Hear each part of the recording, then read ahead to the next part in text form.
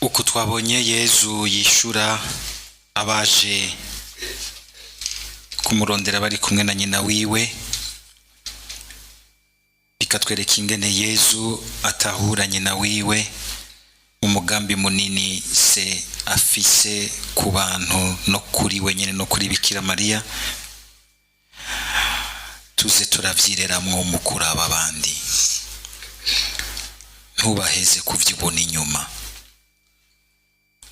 Umuntu tuze turimenyereza kumuraba mu mugambi w'Imana, tuzoca tumuha iteka ryiwe.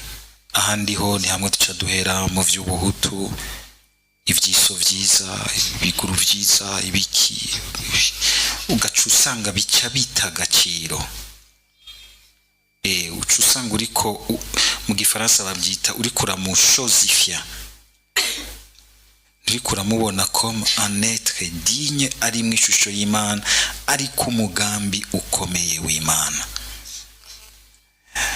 Abantu dusoma amajambo y'Imana tuyeyemvya uko kw'aba protestani bamwe bamwe bavukanye bacu, tubona umenga no kumuzunura, mugabo ntitubona ingene Yezu araba mama wiwe, ingene Yezu araba umuntu wese, arakura bakavuga ati nivyo muri nosi wayijemwo, wayimanutse muri mwene naka, mu marasaya, mu bwoko ubu, mugabo hari ikintu uri kindi kirengeye ivyo nakure, kandi utamenye kukirabiramwo umuntu, ivyo bindi bica bikugarana bigacika ibikuboha.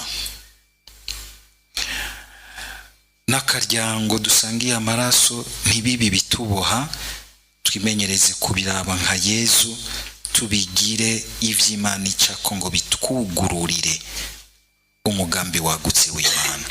Biduca bikorohera kumva yuko uvukana na naka, mvukana na naka, mvukana na naka. Bizoborohera kumva yuko umwana wawe ashobora kubakana n'undi badasangiye ubwoko, kandi bakaba umugambi w'Imana.